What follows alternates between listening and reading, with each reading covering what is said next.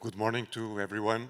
First, I would like to thank to the University of Economics in Katowice for the invitation. I'm very happy to be here. I also would like to address a special acknowledgement to Professor Slavomir Smijek. Thank you very much. I was very honored to receive the invitation to be here and to participate in this seminar. But in this international event, but it raised a challenge for me. I have a legal background. I work in human rights. I am passionate about human rights. So how would I make the link between an between economy and human rights? So speaking about economics and human rights would be very, very abstract, so I thought that the best way would be to focus on an economic special feature and then go from there. So I choose consumer rights. So at the first look, maybe you can be a little bit inquiring how do human rights relate to consumer rights. But then we will go there. That's why I'm here. So let's begin with human rights. Well, first, before getting into any definition of human rights, I would like to share some ideas on these matters. So the fundament of human rights is the dignity and the value of each person. So other characteristics of human rights is that they are universal, everyone is entitled to them, they are inalienable, you cannot renounce them, you can choose not to exert them, but you cannot renounce to them. Another characteristic is that they are interrelated. For instance, the right to housing cannot be separated from the right to education, because if you don't have a house, you don't have the conditions to study. So they are not separate, they are linked together. And now I choose some definitions of human rights, which I think that will help you to understand the concept. So the first thing I would like to underline is that just because of the fact that you are born, you are entitled to a set of rights. And that is the starting point. From the moment you are born, and some authors consider that also before you are born, you are entitled to a set of rights. Also, another characteristic is that human rights and the respect for human rights prevents discrimination. And the result is that everyone is treated the same way.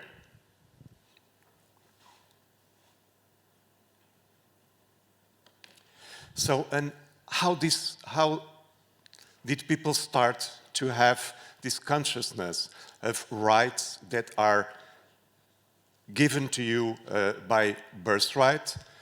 When did this all begin? Well, the most important moment was after the French Revolution in the 18th century.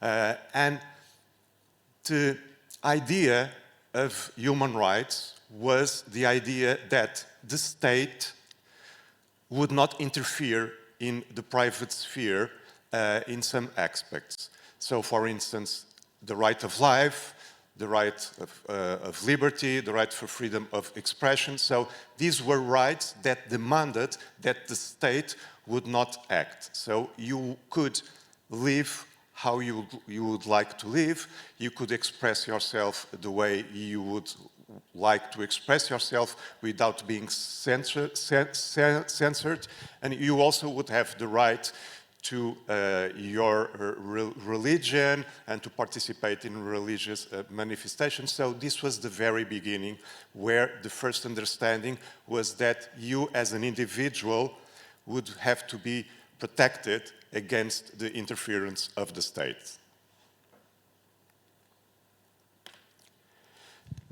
Another moment, and this is also a very, very defining moment, it was after the Second World War, and with everyone in the planet being traumatized by the events and by the horrors of the Second World War, the United Nations were founded, and then the international community understood that it would be necessary that all countries would agree on rights that would be respected and on rights that everyone in the world, in the planet, would have. And I think that's very inspiring. You can see that Eleanor Roosevelt was one of the greatest activists. The wife of President Roosevelt was one of the greatest activists, and she's showing the declarations of human rights that was approved by the United Nations General Assembly in 48. And I think that the first article of this declaration is very inspiring, and it's that all human beings are born free and equal in dignity and rights. So this is, if we have this principle in our minds, we understand the essence of human rights. So, after the Universal Declaration of Human Rights, it began a movement, an international movement, to safeguard the principles of this declaration.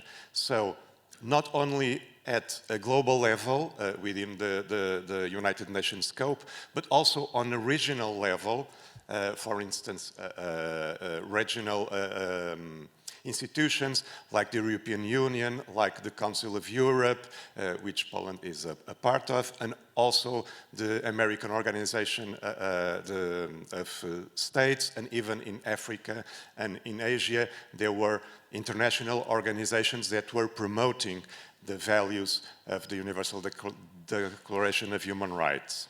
And also at the national level, almost every constitution in the world has this concept. I choose an example of the Polish constitution of some human rights that are enshrined.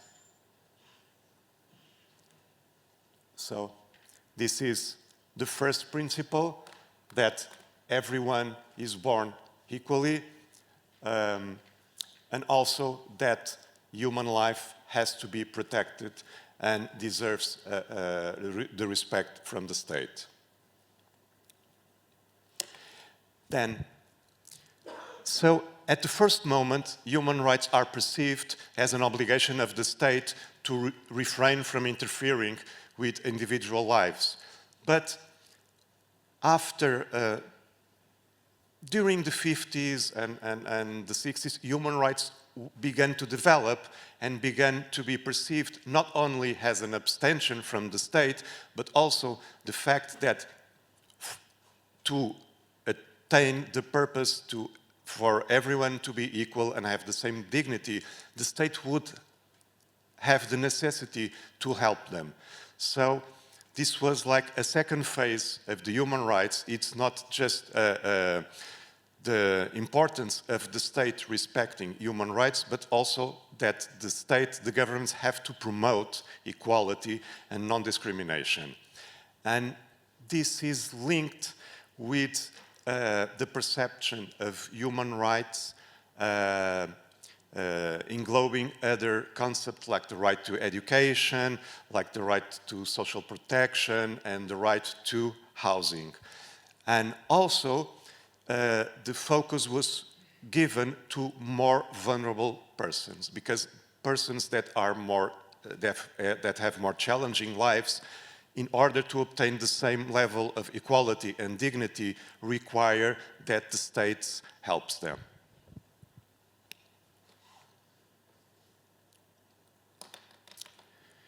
And so, in line with this new philosophy of human rights, several international treaties were celebrated and signed by the countries that belong to the United Nations that especially protect people that are considered to be in more vulnerable situations. For instance, children, women, people that are racialized, and also migrants and people living with disabilities. So this is a set of instruments, of international instruments that developed this idea that the state also has to engage and to promote equality and non-discrimination. And so presently we speak about 3 generations of human rights, and we can associate them with the motto of the French Revolution: liberty, equality, and fraternity. So the first generation is the civil and political rights. They are linked to liberty, so the right to live, the right to express the political opinions and the religion. Then the second generation, that's when the state began to understand that it had to make its part for all human beings to be equal and non-discriminate. It's the second generation of rights, of economic, social, and cultural rights that are called the second generation, and they could be associated with equality.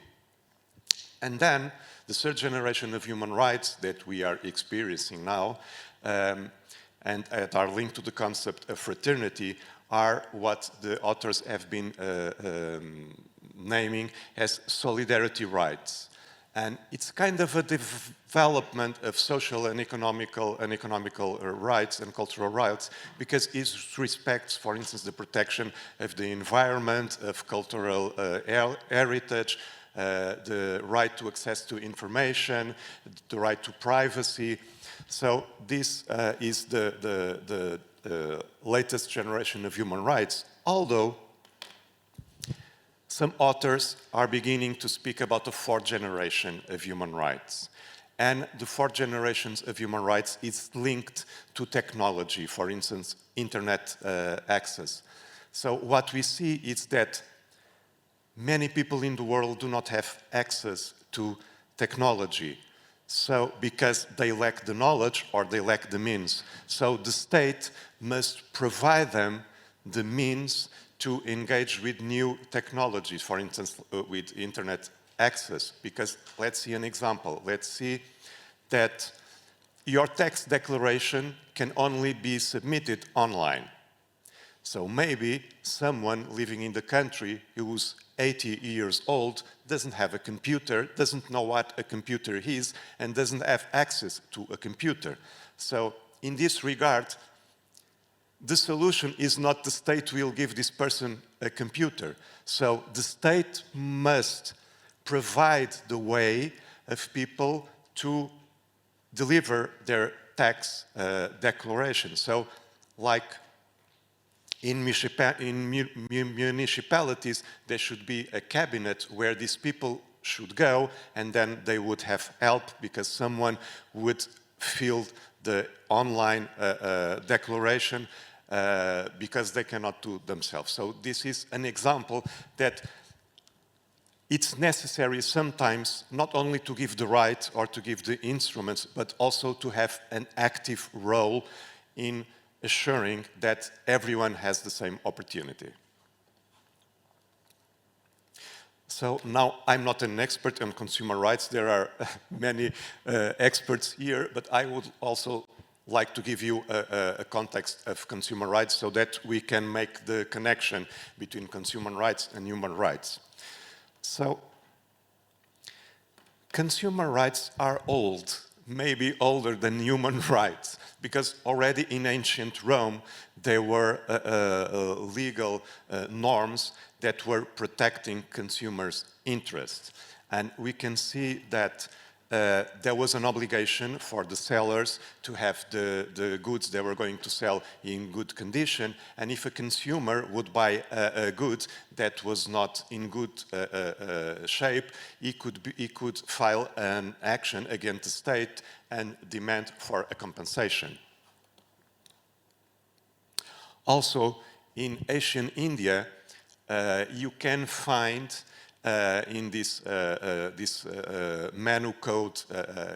Manu was like the father of law in India. So between his works, he has a code of traders, and according to that code of traders, a fine was imposed to merchants that would cheat on price or that would misconduct. So this is old.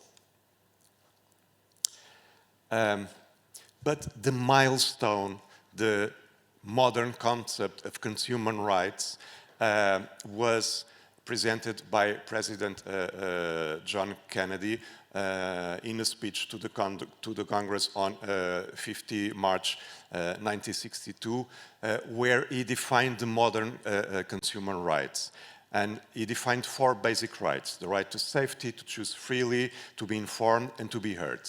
And we see here a shift, because in ancient Rome and India, it was an obligation for the sellers,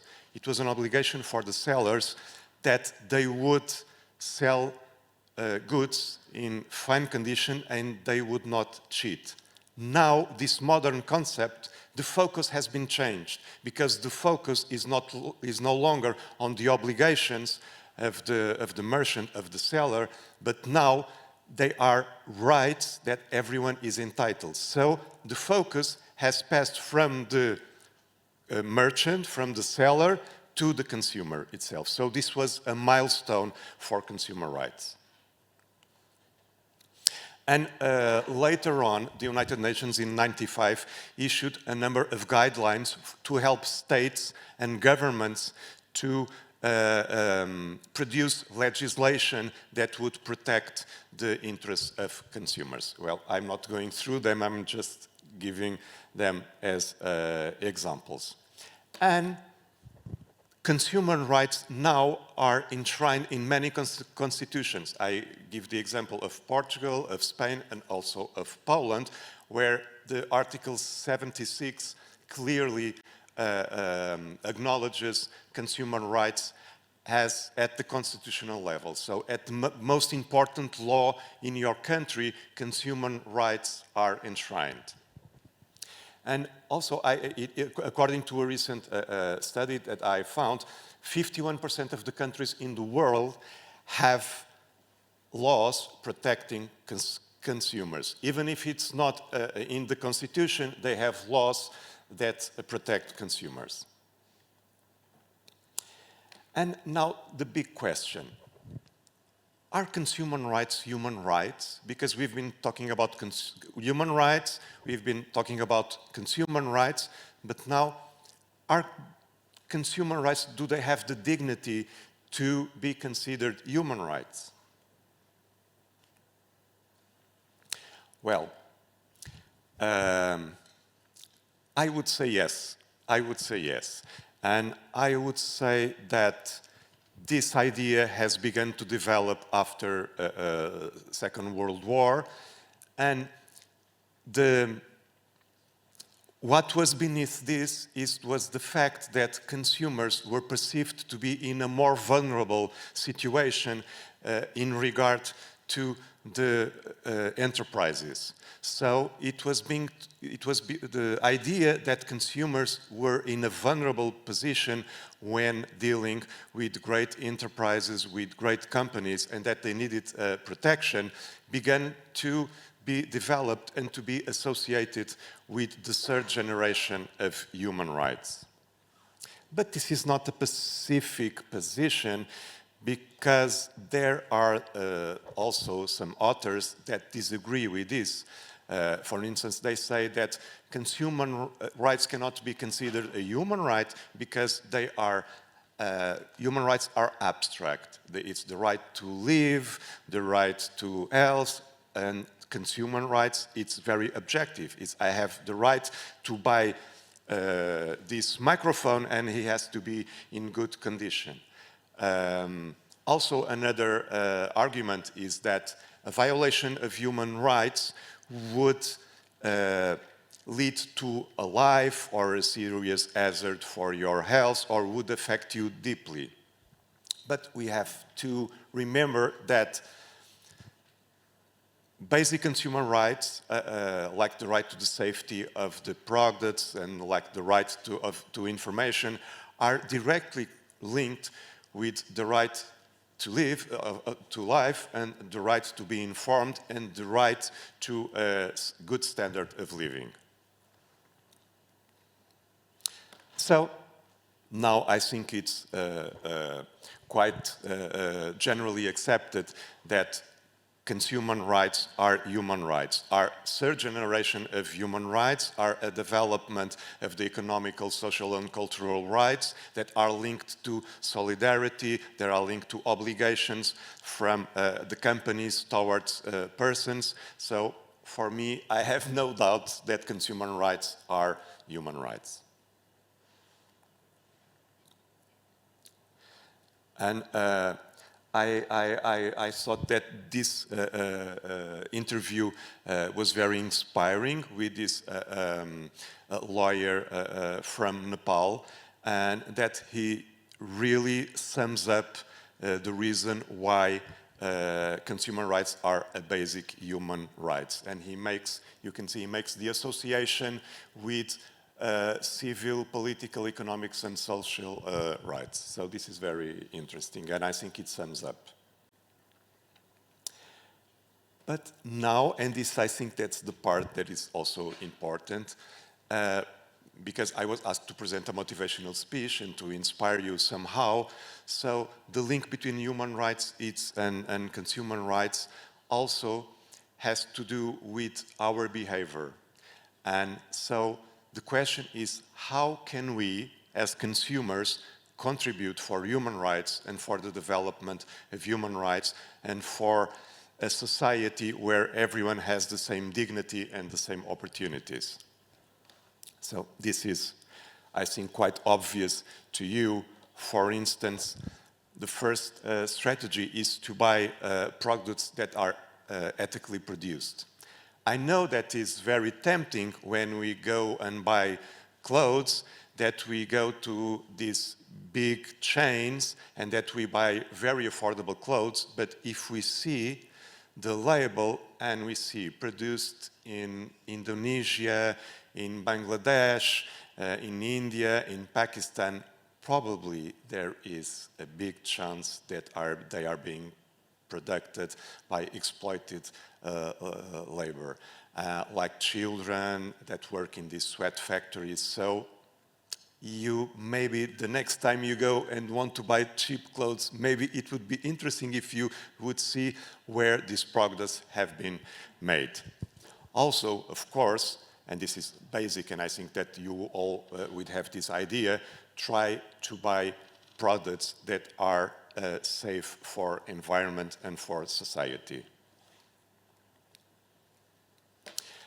Another strategy, and I incorporate that in my life, is buying to help people that are in a vulnerable situation. And for instance, I have this Reshape Ceramics.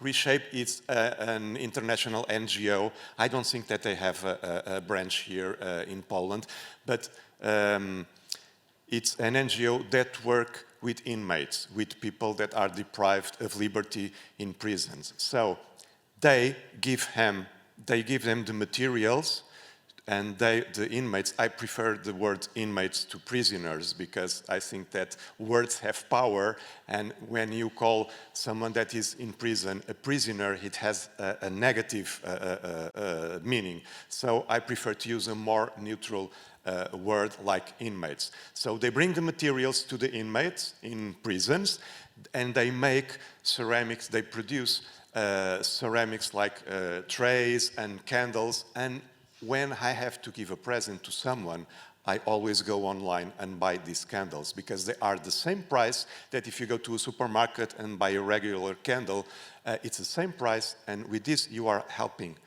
that people that are in prison get some revenue.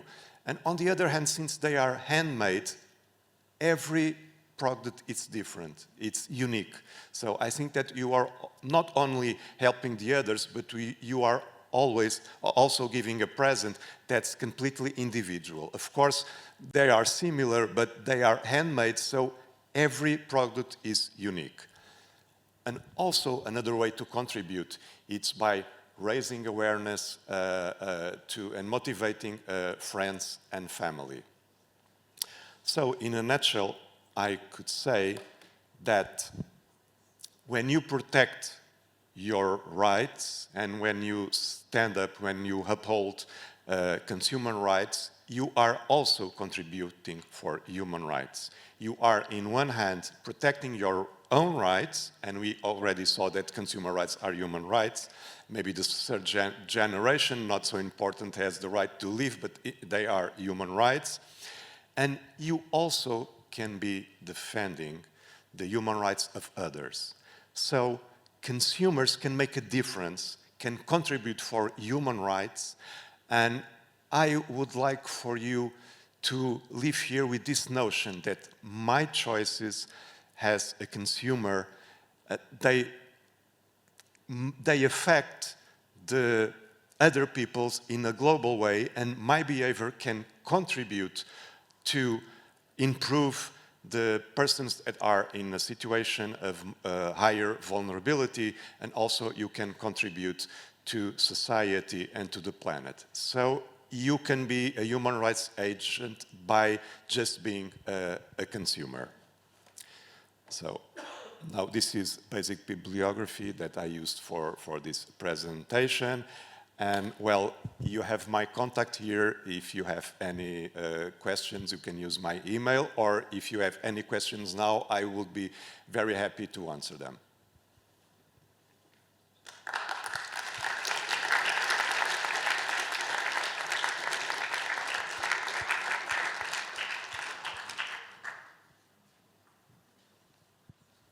Are there any questions? To prosimy. Tylko głośniej trzeba.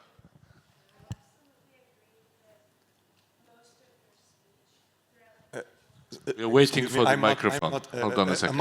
A microphone is getting there, so I'll be able to hear you.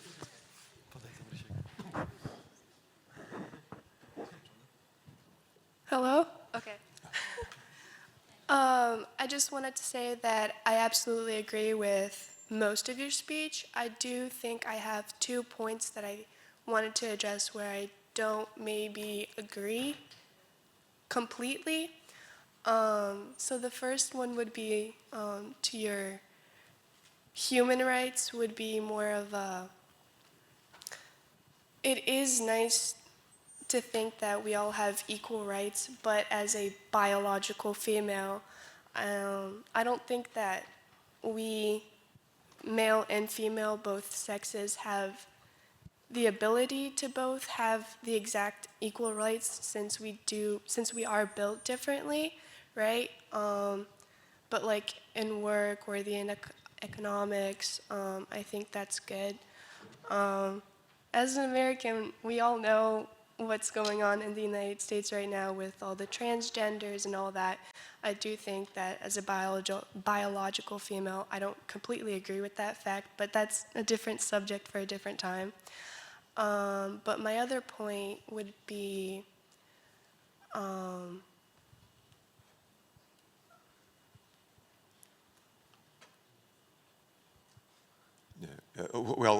I can answer now the first question.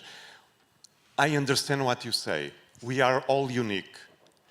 And I think one of the conquests of human rights is the perception that everyone is a single individual. Of course, there are biological differences between women and men, and also there are some difference between every woman and every man. So the issue of human rights, it's not that everyone should have the same rights. It's more that everyone should have the same opportunities. That's why you have special rights for persons in vulnerable situation. So when we say that all humans are equal, it's not, we are all different. but we have to have the same opportunities. And that's what non-discrimination and equality means. It's not that we are going to be all the same, like made in factory. No, no. So you're right with your point, but there is an answer to that. Okay, thank you. I don't remember my second point. Okay, no problem. It's okay. Then when you remember it, you can send an email. You can send me an email. Okay. Okay, thank you very much. Thank you. Also, I think we don't have more questions, so thanks a lot for your presentation. It was really interesting. Miguel Feldmann from the Portuguese Ombudsman Office.